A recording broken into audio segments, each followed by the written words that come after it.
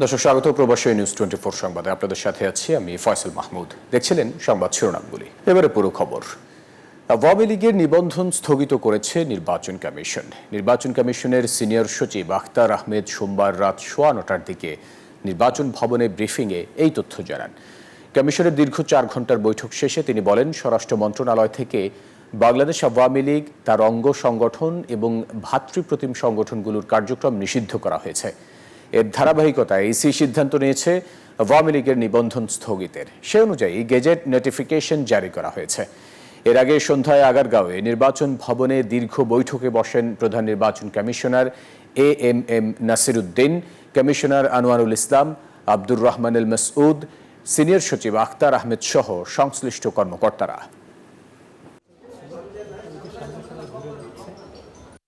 স্বরাষ্ট্র মন্ত্রণালয় থেকে বাংলাদেশ আওয়ামী লীগ এবং তার অঙ্গ সংগঠন এবং ভাতৃপ্রতিম সংগঠনগুলোর কার্যক্রম নিষিদ্ধ করেছে।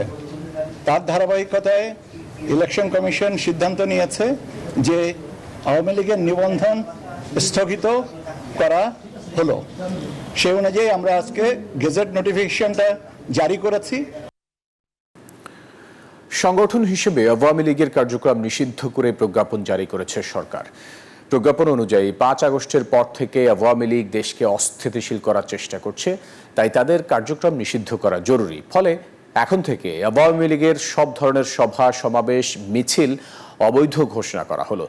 স্বরাষ্ট্র উপদেষ্টা জানিয়েছেন, এখন থেকে আওয়ামী লীগ আর কোনো কার্যক্রম করার চেষ্টা করলে তাদের বিরুদ্ধে কঠোর ব্যবস্থা নেওয়া হবে। ছাত্র জনতার প্রবল আন্দোলনের মুখে 5 আগস্ট পতন হয় আওয়ামী লীগের 16 বছরের স্বৈরশাসনের। এরপর থেকে গণহত্যা এবং মানবতা বিরোধী অপরাধের মামলায় দলটির নেতাকর্মীদের অনেকে কারাগারে। অভিযোগ আছে, পালিয়ে ভারতে আশ্রয় নেয়া শেখ হাসিনা সেখানে বসে দিচ্ছেন নানা ধরনের উস্কানিমূলক বক্তব্য। আর দেশের ভেতরে ঘাপটি মেরে থাকা স্থানীয় নেতাকর্মীরা বিচ্ছিন্নভাবে করছে মিছিল, মিটিং।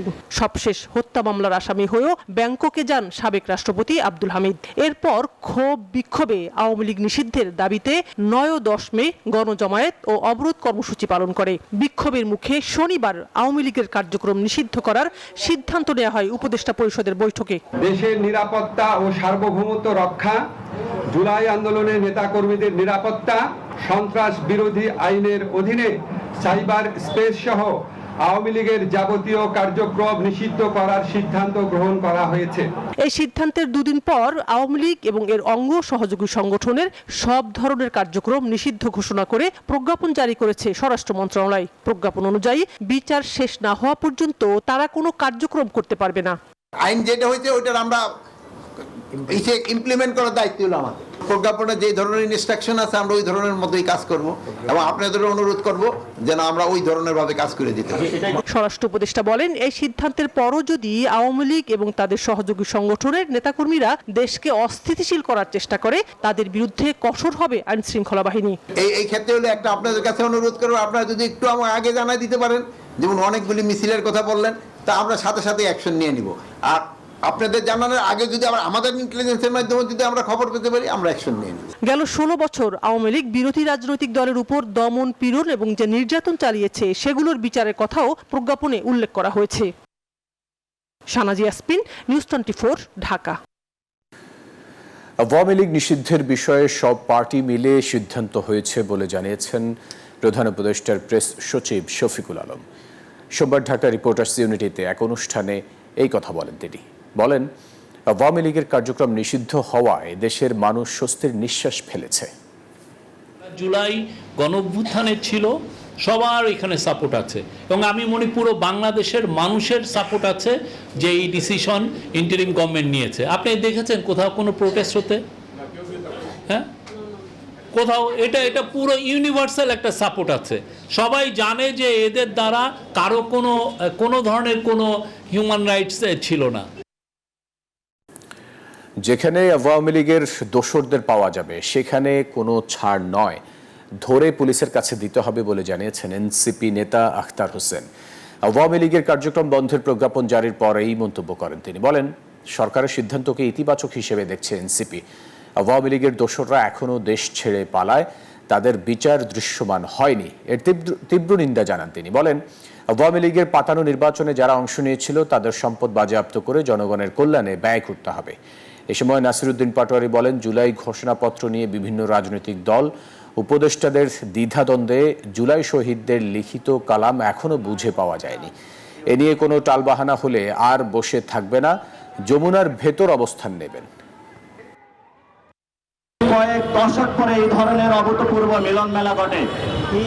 সেই মিলন মেলার মধ্য দিয়ে বর্তমান বাংলাদেশ তার গৌরব মাখা সময় পার করছে। এই সময়ে যারা এই আন্দোলনের মাঠে এসে এই গৌরব মাখা আন্দোলনের অংশীদার হয়েছেন, আপনাদেরকেও আমরা জাতীয় নাগরিক পার্টির পক্ষ থেকে অসংখ্য মোবারকবাদ জানাচ্ছি। এদিকে আওয়ামী লীগ নেতাদের নামে শাহবাগে গরু ছাগল জবাই করেছে এনসিপি ও সাধারণ মানুষ। জাতীয় নাগরিক পার্টি সহ কয়েকটি দল ও বিভিন্ন শ্রেণী পেশার মানুষের দাবির মুখে গত 10ই মে রাতে ক্ষমতাচ্যুত আওয়ামী লীগের কার্যক্রম নিষিদ্ধ ঘোষণা করে অন্তর্বর্তী সরকার। ওই দিন রাতেই ঢাকা সহ দেশের বিভিন্ন জায়গায় আনন্দ মিছিল ও মিষ্টি বিতরণ করা হয়। সেই ধারাবাহিকতায় এবার দলটির নেতাদের নামে গরু ও ছাগল জবাই করা হয়েছে। গণ আন্দোলনে ক্ষমতাচ্যুত আওয়ামী লীগের কার্যক্রম নিষিদ্ধ হওয়ার খুশিতে private university, national association of বাংলাদেশের সদস্যরা শেখ মুজিবুর রহমান ও শেখ হাসিনার নামে একটি করে গরু এবং ওবায়দুল কাদেরের নামে একটি ছাগল জবাই করে। কোনোভাবে যাতে আওয়ামী লীগ নামের কোনো দল বাংলাদেশে আর কোনোদিন রাজনীতি করতে না পারে। দুটা গরু, একটি ছাগল কোরবানি দেওয়া হয়েছে এবং এখানে সাধারণ সকল জনগণকে দাওয়াত দেওয়া হয়েছে এবং আনন্দ উল্লাস মূলত যেটা আওয়ামী লীগ নিষিদ্ধের জন্য। আওয়ামী লীগকে নিষিদ্ধ করা হয়েছে এবং আমাদের জুলাইপত্র ঘোষণা হবে, সেই জন্য আমরা জনগণের সাথে উল্লাস করার জন্য আমাদের এই আয়োজন। প্রায় 2 মাস বাকি থাকতেই এক অর্থ বছরে প্রবাসী আয়ের নতুন রেকর্ড গড়ল বাংলাদেশ। মে মাসের প্রথম সপ্তাহ পর্যন্ত $25.27 বিলিয়ন পাঠিয়েছেন প্রবাসীরা। কেন্দ্রীয় ব্যাংক বলছে, সঠিক নীতি গ্রহণ এবং বাস্তবায়নের ফলে এই আয় সম্ভব হয়েছে। আর অর্থনীতিবিদরা বলছেন, হুন্ডির প্রবণতা কমে যাওয়ায় ব্যাংকিং চ্যানেলে বিদেশি মুদ্রা আসার পরিমাণ বেড়েছে।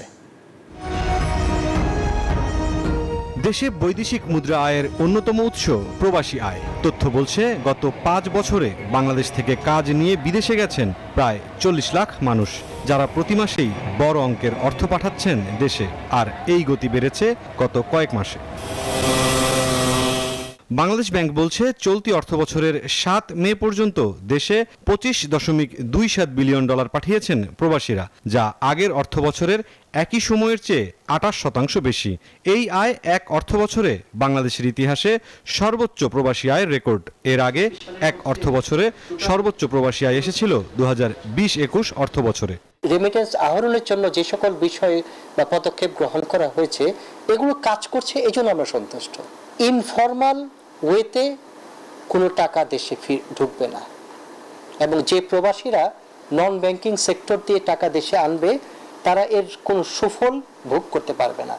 অন্তর্বর্তী সরকার দায়িত্ব নেওয়ার পর থেকে এখন পর্যন্ত প্রবাসী আয়ে সুবাতাস। হিসেব বলছে, মে মাসের প্রথম 7 দিনেই এসেছে $73 কোটি, প্রবৃদ্ধি 22.3%। ফলে রিজার্ভ বৃদ্ধির পাশাপাশি বিদেশি ঋণ পরিশোধ, জরুরি খাদ্য ও জ্বালানি ক্রয় সহজ হবে বলে মত বাংলাদেশ ব্যাংক মুখপাত্রের। বেসিক যে খাবার, বেসিক আইটেম, সেগুলো নিরবচ্ছিন্ন আমদানি, জ্বালানির আমদানি, এটাকে সুরক্ষা করে ঋণ প্রবাহ, ঋণের যে কিস্তি যত দ্রুত সম্ভব পরিশোধ করা, আমরা রেমিটেন্সটা ওই কাজে ব্যবহার করতে চাচ্ছি। এদিকে অর্থনীতিবিদরা বলছেন, অন্তর্বর্তী সরকার ব্যবস্থায় হুন্ডির মতো অবৈধ প্রক্রিয়া দুর্বল থাকায় বাড়ছে প্রবাসী আয়। They purchased the dollars from the Bangladeshi people and they kept the money, those dollars outside. This is one of the main reasons যে কেন এখন মানে প্রপার চ্যানেলে রিমিটেন্স এত আসতেছে। কারণ তাদের রিমিটেন্সগুলো তো আগে ওই যে যারা ক্যাপিটাল স্মাগলিং করতো, তারা ওগুলো কিনে ফেলতো বাইরে। বিনিময়ের ফ্লেক্সিবল করার কারণেই প্রবাসীরা কিন্তু এগিয়ে আসছে, এবং যেহেতু পলিটিক্যাল সরকার নাই, সুতরাং যারা হুন্ডির ব্যবসার সাথে জড়িত ছিল তারা কিন্তু এখন গা ঢাকা দিচ্ছে। সুতরাং এটা অফিসিয়াল চ্যানেলে এখন আসতেছে। ধারাবাহিকতা থাকলে চলতি অর্থবছর শেষে প্রবাসী আয় $27 বিলিয়ন ছাড়িয়ে যাওয়ার সম্ভাবনা দেখছেন বিশ্লেষকরা। মুরসালিন হক জুনায়েদ, নিউজ 24, ঢাকা। অসুস্থ রোগীর জন্য বিদেশে চিকিৎসা খরচ পাঠানোর সীমা বাড়িয়েছে বাংলাদেশ ব্যাংক। এখন থেকে চিকিৎসা খরচ হিসেবে 15,000 মার্কিন ডলার বিদেশে পাঠানো যাবে। এজন্য বাংলাদেশ ব্যাংকের অনুমোদন নিতে হবে না। এর চেয়ে বেশি ডলার পাঠাতে হলে বাংলাদেশ ব্যাংকের অনুমতি লাগবে। ভিসা জটিলতায় উন্নত চিকিৎসার জন্য অনেকে এখন ভারতের বিকল্প হিসেবে অন্য দেশে ছুটছেন। এই তালিকায় প্রথম সারিতে আছে থাইল্যান্ড, সিঙ্গাপুর, যুক্তরাজ্য, যুক্তরাষ্ট্র ও চীন। এসব দেশের চিকিৎসা খরচ বেশি, ফলে চিকিৎসার জন্য তাদের বেশি ডলারের প্রয়োজন হচ্ছে। এমন পরিস্থিতিতে বিদেশে চিকিৎসা খরচ পাঠানোর সীমা বাড়িয়েছে বাংলাদেশ ব্যাংক। সোমবার এক প্রজ্ঞাপনে এমন তথ্য জানানো হয়েছে। এখন থেকে চিকিৎসা খরচ হিসেবে 15,000 ডলার বিদেশে নেওয়া যাবে। এর মধ্যে একজন ব্যক্তি সর্বোচ্চ 5,000 ডলার পর্যন্ত নগদ নিতে পারবেন। চিকিৎসা খরচ হিসেবে ছাড় করা অর্থ সরাসরি বিদেশে হাসপাতালের নামে পাঠানো যাবে। এছাড়া আন্তর্জাতিক প্রিপেইড, ডেবিট কিংবা ক্রেডিট কার্ড ব্যবহারের মাধ্যমে বিদেশে এই পরিমাণ বৈদেশিক মুদ্রা চিকিৎসায় খরচ করতে পারবে। এর জন্য বাংলাদেশ ব্যাংকের কোনো অনুমোদন লাগবে না। তবে কারো চিকিৎসায় আরও বেশি ডলার পাঠাতে হলে বাংলাদেশ ব্যাংকের অনুমতি নিতে হবে। আগে বাংলাদেশ ব্যাংকের অনুমতি ছাড়া ব্যাংকগুলো 10,000 মার্কিন ডলার পর্যন্ত পাঠাতে পারত। এই সীমা আরও 5,000 ডলার বাড়ানো হলো। আসমাতুলি, নিউজ 24। বাংলাদেশে বিনিয়োগ বাড়াতে আগ্রহী ডেনমার্ক 3 থেকে 6 মাসের মধ্যে বাংলাদেশে একাধিক প্রজেক্টের কাজ শুরু হবে বলে জানিয়েছেন ডেনিশ পররাষ্ট্র মন্ত্রণালয়ের ওশেনিয়া, ল্যাটিন আমেরিকা ও ক্যারিবীয় অঞ্চলের মহাপরিচালক থমাস লুন্ড সোরেনসেন। সোমবার পররাষ্ট্র মন্ত্রণালয়ে সাংবাদিকদের এই কথা বলেন তিনি। এর আগে রাষ্ট্রীয় অতিথি ভবন পদ্মায় বাংলাদেশ ডেনমার্ক তৃতীয় রাজনৈতিক পরামর্শ বৈঠক অনুষ্ঠিত হয়, যেখানে $5 মিলিয়ন অতিরিক্ত সহায়তা ঘোষণা করেছে ডেনমার্ক। বৈঠকে অংশ নেন দুই দেশের উচ্চ পর্যায়ের প্রতিনিধিরা। আলোচনা হয়েছে বাণিজ্য, জলবায়ু, উন্নয়ন সহযোগিতা ও রোহিঙ্গা সংকট সহ নানা বিষয়ে। বৈঠকে বাংলাদেশ পক্ষের নেতৃত্ব দেন মহাপরিচালক মোহাম্মদ আবুল হাসান মৃধা। ডেনমার্কের প্রতিনিধি দলের নেতৃত্ব দেন Thomas Lund Sorensen. Denmark and Bangladesh have relations that goes many years back, that we are investing more in this country and we are trading more with this country. And just to give you an example, Bangladesh has a very large trade surplus with Denmark due to the fact that many Danish companies are active in the RMG sector as well as in other sectors. যুক্তরাষ্ট্রের মিশিগানে হয়ে গেল ব্যতিক্রমী এক বৃক্ষ মেলা। গ্রীষ্মকালীন সবজি চাষিরা কমিউনিটির বৃক্ষ মেলা থেকে সহজে সংগ্রহ করে নেন পছন্দের গাছের চারা।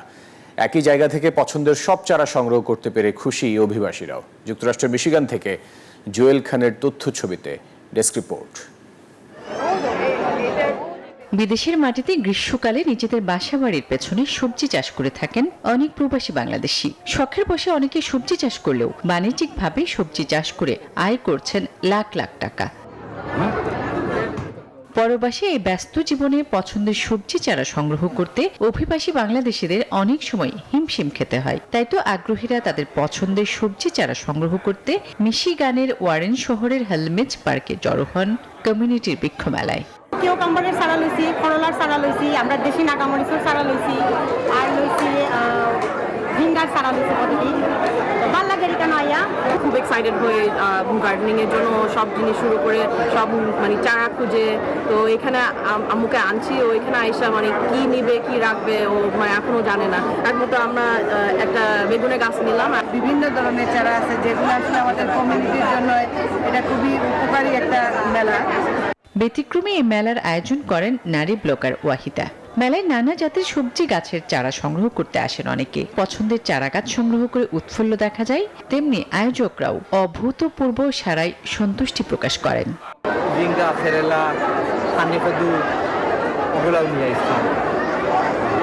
সেইগুলো মোটামুটি ভালো। আমরা যারা লইয়েছি ইনডোর প্লান্ট আছে, আউটডোর প্লান্ট আছে এবং প্রচুর কমিউনিটি গাছ মেলার আয়োজনটা করেছি হচ্ছে আমাদের পুরো কমিউনিটিটাকে একত্রিত করার জন্য। আর রেগুলার যে মেলা হয় এই মেলা থেকে আমাদের মেলাটা একটু ইউনিক, ডিফারেন্ট, যেহেতু গাছপালা নিয়ে যত গাছ প্রেমিকদের নিয়ে। মিশিগানের এই বৃক্ষ মেলা পরিণত হয় অভিবাসীদের মিলন মেলায়। Desk report, news 24। Jalalabad association কুয়েতের সাবেক উপদেষ্টা কুয়েতে বাংলাদেশি কমিউনিটির জ্যেষ্ঠ নেতা আজাদ মিয়া মেম্বারের মৃত্যুতে দোয়া ও মিলাদ মাহফিল অনুষ্ঠিত হয়েছে। আব্দুল হাই মামুনের সভাপতিত্বে ও মুরাদুল হক চৌধুরীর সঞ্চালনায় এতে উপস্থিত ছিলেন সংগঠনের উপদেষ্টা মোহাম্মদ আকবর হোসেন, আলিম উদ্দিন সহ কয়েকজন। বক্তব্য রাখেন সংগঠনের সহসভাপতি শুরুক মিয়া, যুগ্ম সাধারণ সম্পাদক আহ জুবেদ, মিজানুর রহমান, আহাদ আম্বিয়া খোকন সহ রাজনৈতিক, সামাজিক ও কুয়েত কমিউনিটির শীর্ষস্থানীয় নেতৃবৃন্দ। এ সময় অনুষ্ঠানে প্রয়াত আজাদ মিয়া মেম্বারের বিভিন্ন কর্মকাণ্ডের প্রশংসা করে তার আত্মার মাগফিরাত কামনায় মোনাজাত করেন মাওলানা কাউসার আহমেদ সেলিম।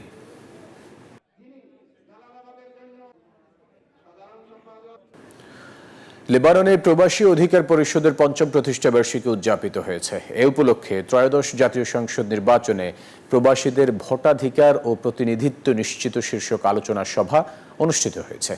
মোহাম্মদ ফিরোজ ডাকুয়ার সভাপতিত্বে এতে প্রধান অতিথি হিসেবে ভার্চুয়ালি বক্তব্য রাখেন গণ অধিকার পরিষদের সভাপতি ও বাংলাদেশ প্রবাসী অধিকার পরিষদের প্রধান উপদেষ্টা ভিপি নুরুল হক নূর। প্রধান বক্তা ছিলেন সংগঠনের কেন্দ্রীয় সভাপতি ইঞ্জিনিয়ার মোহাম্মদ কবির হোসেন। বিশেষ অতিথি ছিলেন মোহাম্মদ রেজাউল করিম, লুৎফর রহমান ও শামীম আহমেদ। অনুষ্ঠানে বক্তারা প্রবাসীদের ভোটাধিকার ও প্রতিনিধিত্ব নিশ্চিত সহ রেমিটেন্স যোদ্ধাদের 10 দফা দাবি দ্রুত বাস্তবায়নের আহ্বান জানান।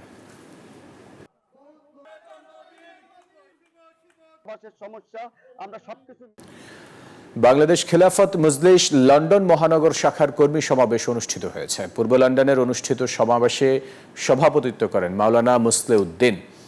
হাফিজ মাওলানা লিয়াকত হুসাইনের পরিচালনায় এতে প্রধান অতিথি ছিলেন বাংলাদেশ খেলাফত মজলিসের কেন্দ্রীয় নায়েবে আমির ও সাবেক সংসদ অ্যাডভোকেট মাওলানা শাহিনুর পাশা চৌধুরী। বিশেষ অতিথি ছিলেন বাংলাদেশ খেলাফত মজলিস যুক্তরাজ্য শাখার উপদেষ্টা পরিষদ সদস্য শাইখুল হাদিস মুফতি আব্দুর রহমান মনোহরপুরী, শায়খ মাওলানা ফয়েজ আহমদ, শাইখুল হাদিস প্রিন্সিপাল মাওলানা রেজাউল হক সহ আরও অনেকে। মানিকগঞ্জ 2 আসনের সাবেক এমপি মমতাজ বেগমকে ধানমন্ডি থেকে গ্রেপ্তার করেছে ডিবি পুলিশ। জেএমপির মুখপাত্র উপকমিশনার মোহাম্মদ তালিবুর রহমান রাতে এক খুদে বার্তায় এই তথ্য নিশ্চিত করেছেন। তালিবুর রহমান জানান, শিল্পী মমতাজকে রাত 11:30টার দিকে ধানমন্ডি 2-এর স্টার কাবাবের পেছনের একটি বাসা থেকে গ্রেপ্তার করা হয়েছে। তার বিরুদ্ধে খুনের মামলা সহ একাধিক মামলা রয়েছে। এই লোকসঙ্গীত শিল্পী মানিকগঞ্জ 2 আসন থেকে একাধিকবার আওয়ামী লীগের সংসদ সদস্য ছিলেন।